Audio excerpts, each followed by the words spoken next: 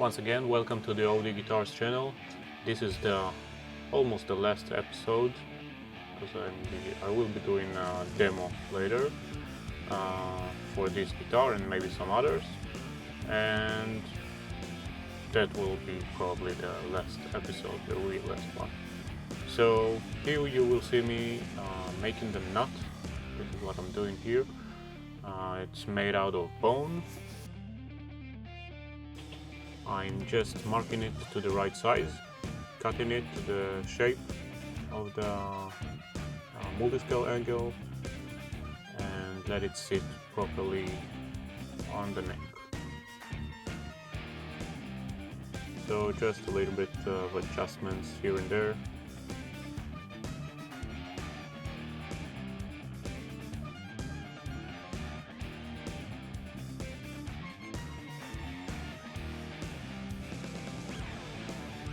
Marking with the half pencil method on the frets, which will give me the minimum height for the strings.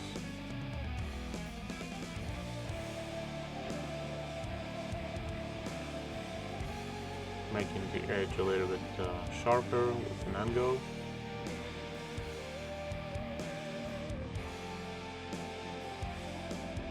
Smooth all down. We don't want to left any sharp edges. So I'm working my way again with 240 and 320, and then just a little bit of buffing. I'm gluing the nut into place. Not a lot of glue, just 2 drops will do. Drilling the lacquer out of the tuner's hole. There's not a lot of it, but sometimes the tuner just gets stuck inside and does not sit right in place smoothly. Assembling the OD tuner's head, which has the natural geometrics on them. These are made from aluminium and anodized cast, which are actually lighter than the brass one from Hip-Top, but it's mainly an aesthetic reason.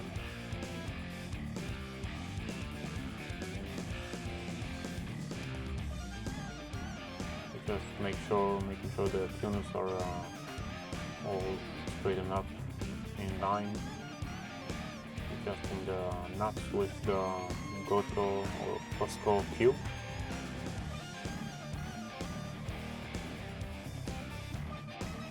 Drilling holes for the tuner's screws.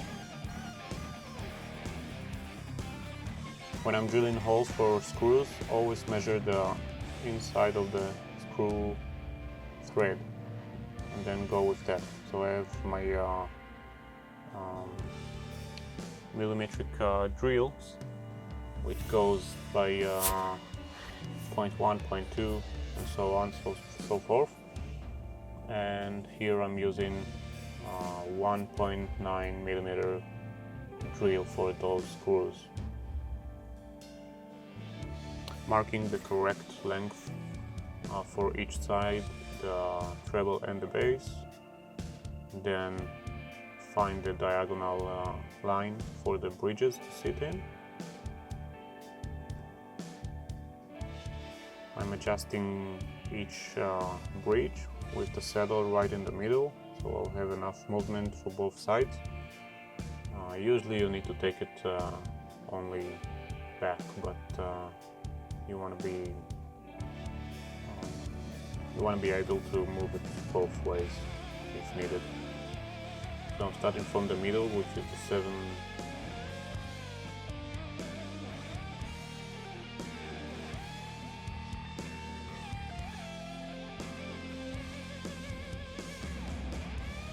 In 7 string, the middle string will sit right on the center line, which is the easiest to do, so I'm starting with that.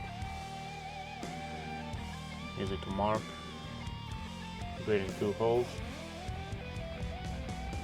and working all the other bridges according to that one.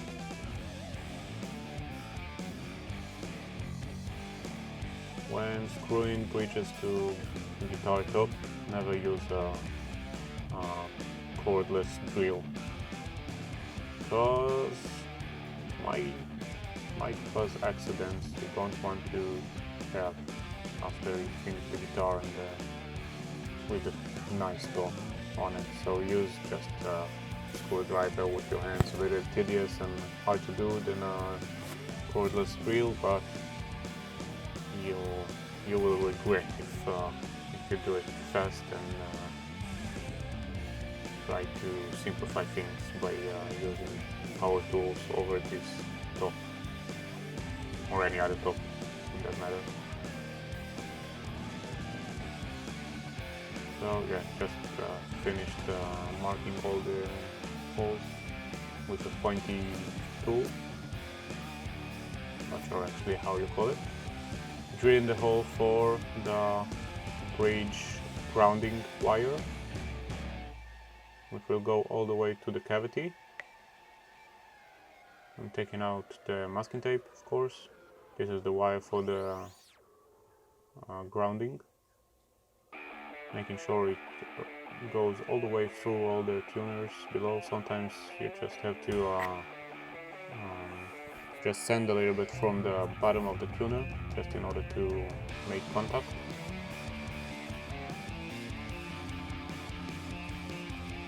Screwing everything down in, and the bridge is on.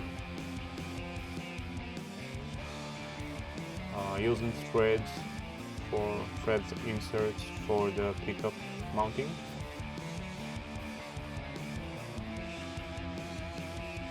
If you haven't seen the other episodes, I recommend you do so, because this build is has recorded from the start, from the very beginning of choosing the woods, planning them, and goes all the way through this building process. So make sure you subscribe and check out the playlist of the making of Rhea for Namm. You might enjoy. Screwing the pickups inside the cavities.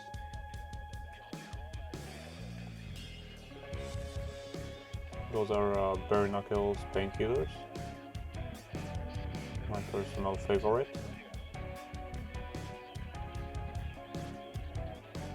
With quilt maple covers, same as the top.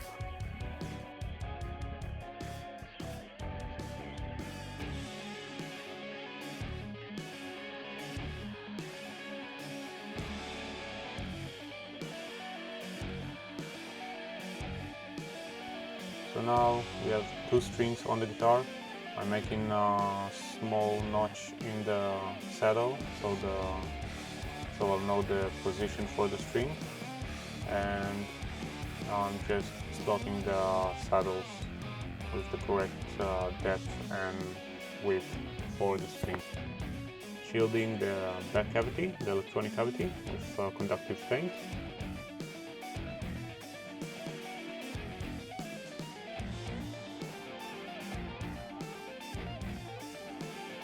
Pre-soldering the pots and the switch.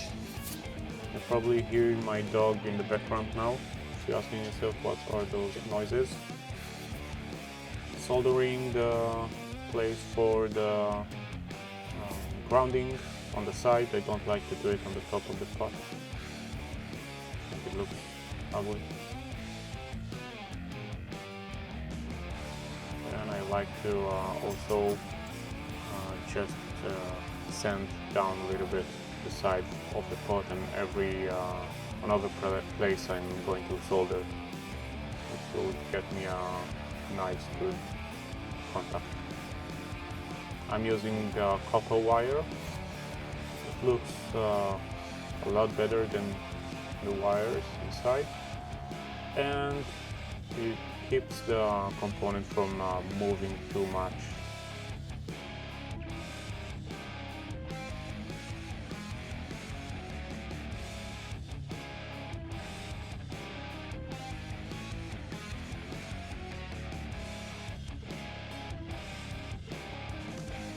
soldering the jack.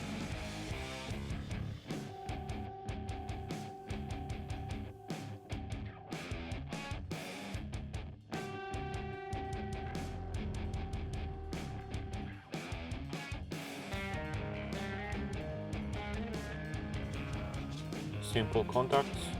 Here it's just red to the switch, ground and black to the ground, of course. And we can put some string on. How exciting is that? Tuning up the guitar, and I will not touch it for a week now. It's going to sit with the strings on it, so it gets used to the tension. The neck will probably move a little, and I will need to adjust the truss rod and make some final adjusting.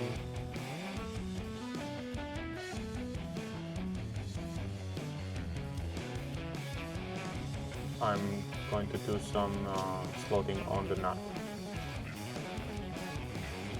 I don't use any ruler for the slot position, I just eyeballing it. That's the way I'm used to do it, and I like to do it. Works best for me. Doing a little notch on each. I'm just marking those slots right now, and a week after, when I'm coming back to the bed guitar, I will make the final depth and final setup. Luna, stop it. Hope you enjoyed that last episode, and I hope you will be see the other episode in that series, started from the beginning. If you have any comments, if you have any questions, please comment below, and I will make my best to answer you all. And wait for the last final episode, which I will be demoing the guitar. Well, not me, but someone else is going to demo that guitar, and I hope to see some of you at Namm. And that's it. Subscribe. Don't forget to subscribe. Bye bye.